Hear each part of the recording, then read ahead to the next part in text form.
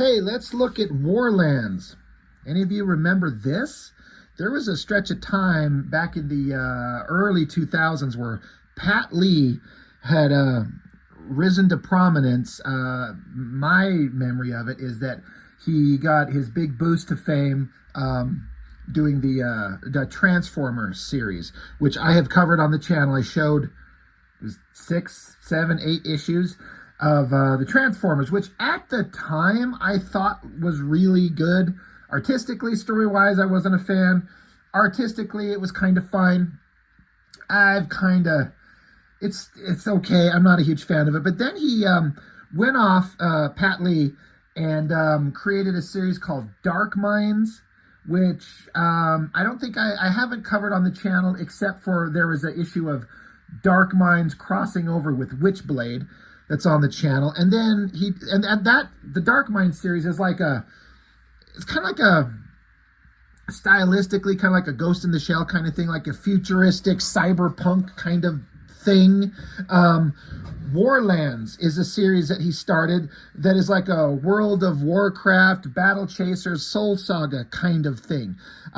This is not, I'm almost 100% certain, this is not the first issue of Warlands made. It's like volume 2. I say that because it's Warlands Age of Ice. And so I'm pretty sure there was an initial mini-series of Warlands or introducing these characters, and then this is like another volume. So I do not remember anything about the story in these Warlands things. I collected them back in 2000. I think this has got a cover of a printing date of 2001. So, you know, we're talking 25 years. I read them. Nothing in the story stuck with me at all. It was always kind of about the art. And then the art, I'm kind of, I don't know how to feel about it. This cover actually is kind of works for me. You know, I've recently gone over the Battle Chasers stuff, and I was saying in those videos how that sword and sorcery, fantasy, World of Warcraft type universes don't exactly interest me, but you get the right artist, I'm on board with anything. So this also looks like it's supposed to be an interconnected cover, because there's images that are certainly off to the side here that would be finished to make it a big sprawling thing. But, you know, the artwork it's detailed, it's stylistic, it's got, everything is kind of done to look like in my opinion, it looks like done to look like a still shot from like an animated movie or a cartoon, something like that. It's colored that way on the inside. And that was kind of what drew my eye at the time, to see an artist moving away from kind of the standard art style that I'd seen before and doing this kind of open line, beautiful color rendering that looks like an anime thing. And I still think at times it's really cool, and at other times I'm like, I don't think it looks as good as they thought it did. We'll see what I'm talking about in here. As happens with some of these stories, these books, I am not going to tell you anything about the story. I am not going to read this fucking thing. I don't care. There's nothing interesting here. I'm here to kind of look at the art. Now, just looking at this first page, it looks like it's certainly colored to have like a animation look. And that I applaud. And there's some places, like I said, where it works really well. I was looking at the credits and I was like, well, who did the coloring on this? Because it says pencils by Pat Lee, and then it has story and plot, background assist, inks, flats. So there's color, but that's just putting the flat tones down. But I'm like, well, who did the full rendering? I'm like, oh, wait, right, back up here. Pencils, plot, and separation. So Pat Lee penciled it and then did the color separation. So all this kind of neat computer coloring. I applaud him for the details on his figures. The shot choices are mostly good. Like there's a lot of skill into this. And then his coloring, again, he didn't do the flats, but he does it's kind of like doing the kind of the flashy special effects to the coloring. you know, he's not making the color choices, but he's enhancing the colors to become this really awesome thing that is here. It's also funny to look at this Pat Lee name and see some of the books that he drew for Liefeld over at Extreme back in the mid to late 90s. You would never think it's the same guy, not even close. Like, he was trying to draw in the kind of Extreme Studios style, and it just blended into there just to look like another one of dozens of artists who have no talent. But once he started leaning into this style, he had something, and I feel like he got some success with it. And then some of you probably know there was he kind of faded out of the public light. There was some kind of conversations about, I think, maybe it's like the industry kind of bottoming out. There was conversations about payment issues to certain people not getting paid for the work they did. I don't know.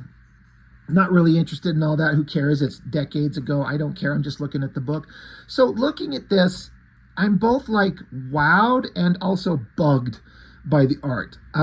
Like this pen, like this guy is like jerking awake. So you got this blurry motion thing. Okay. This shot, like, I like the light coming through the window. It looks like a kind of a foggy, hazy kind of, almost like an ethereal. There's a lot of mood to it, but it's also at the same time kind of muddy and hard to see. Like, you really have to like strain to make out the details. There's no focus. Like, if the character was in, total focus, and then everything else kind of faded out into this kind of blurry kind of look, I would appreciate it and kind of think it would work because it's focusing your eye here, not necessarily about the whole scene, but just in one spot. But it's all kind of blurry and hard to see. There's an amazing amount of detail going on in here, but it's kind of hard to make out. I really dig the coloring on this hand, the way there's like two tones on the skin tone, but then across his hand here on his thumb, there's like light from some kind of light source glinting on it, kind of like on his face up here. There's a lot of neat things going on and a lot of things that are bugging the shit out of me. So I'm kind of curious as to what everyone else thinks. I like this scroll. I like the colors. I like the handwritten kind of, the writing on it, but it's also kind of blurry and out of focus a little bit. And that's what kind of happens with the whole thing. This is approaching, this double page spread, this is approaching where the balance of everything kind of works. The figure feels mostly clear and visible. I mean, he's certainly there. I really like the loose, billowy folds of the cloak blowing in the wind. That is really neat. And I actually really dig the painterly, snowy mountains. It looks really good. So this kind of works, even though it still retains that blurry, muddy kind of look. But this would kind of make sense in this atmosphere outside, mountains way in the distance, snow falling. It would kind of be kind of hazy. That makes sense, but not every goddamn panel needs to be that way, nor does every panel need to be so dark it's hard to make out.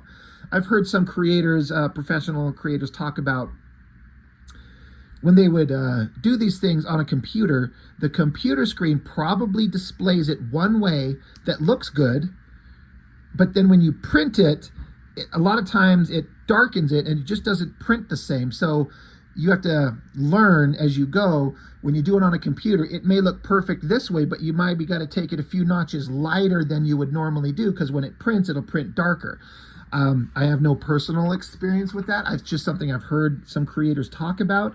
So I dig this shot. It's very epic, guy walking through the snow, billowing cape, giant sword, going to some building, a tavern, walks in. And then this is just a whole nother thing. So the artwork becomes kind of more focused. It's not so blurry and muddy like some of those other pages.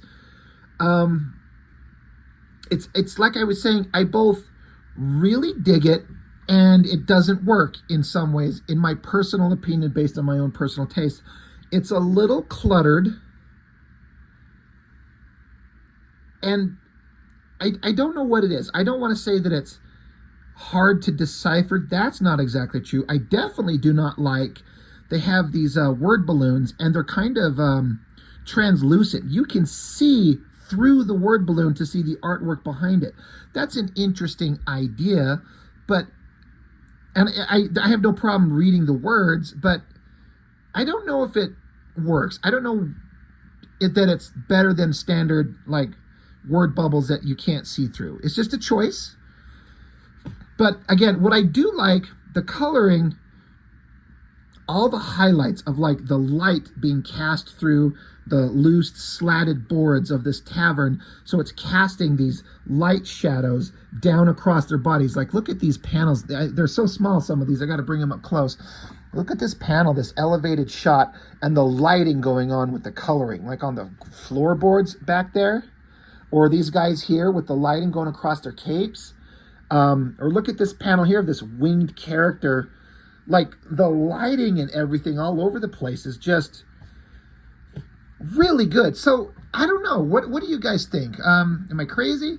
The coloring is both awesome but not exactly right. I don't know. I don't know what it is that's throwing it off. It just might be me and what I kind of personally find interesting. Again, it looks very anime. I like that. It's very kind of cartoony. It's the exact opposite of like a Wildstorm, Top Cow, Extreme Studios, heavily crosshatched, rendered, muscly insanity. It's like this slick, open line, cartoony vibe.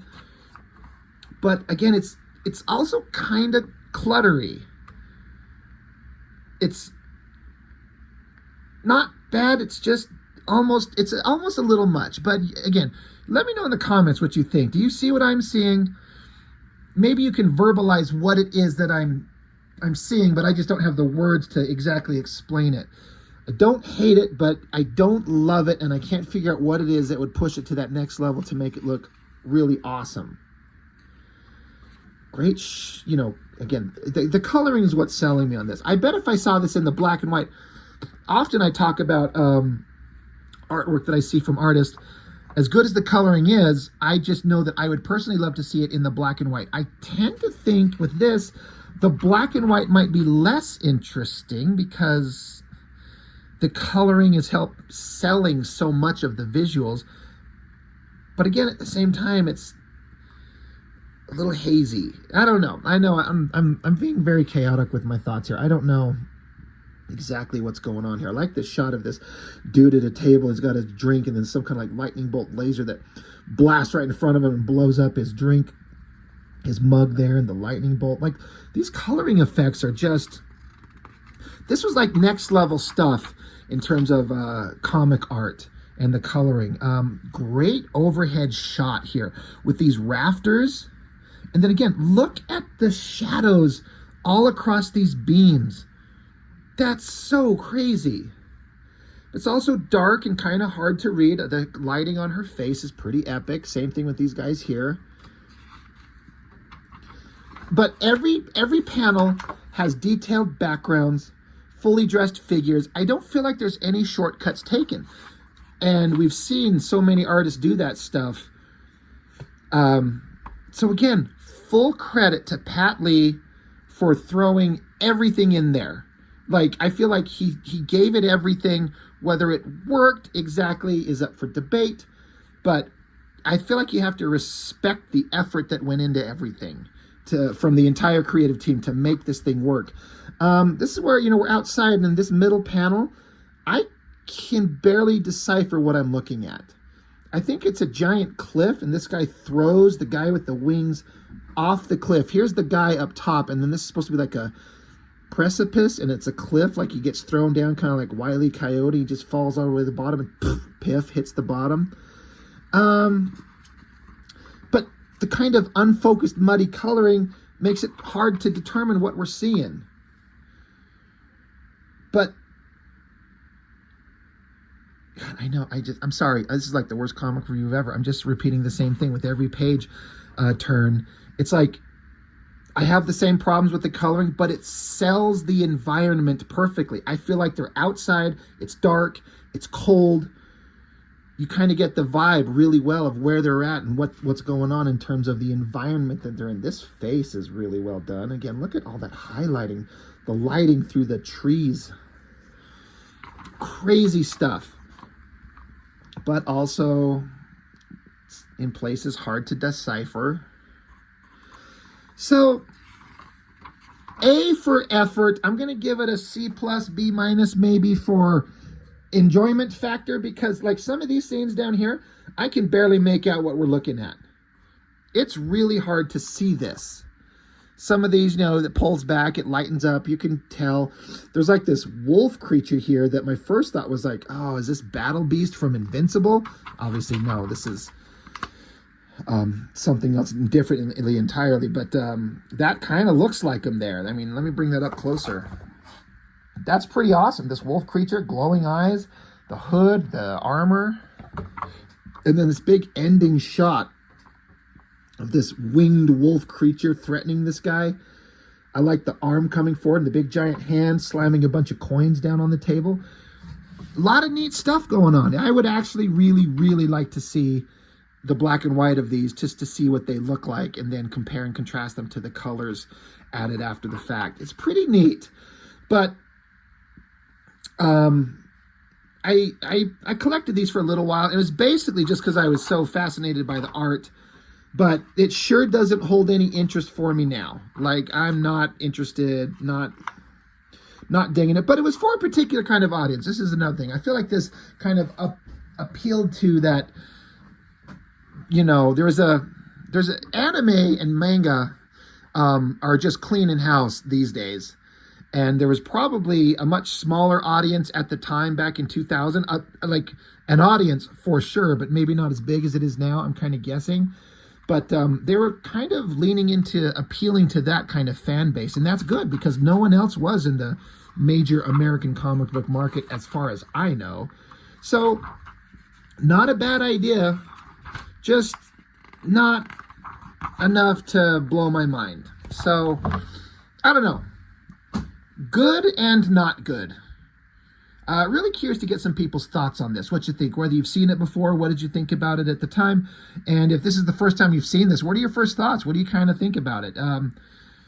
Awesome and not awesome. I don't know what else to say. Anyway, that's Warlands, The Age of Ice, just issue 1. I've got a couple more of these. I've got the original series somewhere, and I got a few more of these. I think this Ice Age series, I didn't collect it for very long, but, you know, I did kind of abandon it relatively quickly. But that's it. Warlands by Pat Lee and, you know, and other creatives, but mainly him. So that's all I've got for now. Thanks for watching. I appreciate it. See you next time.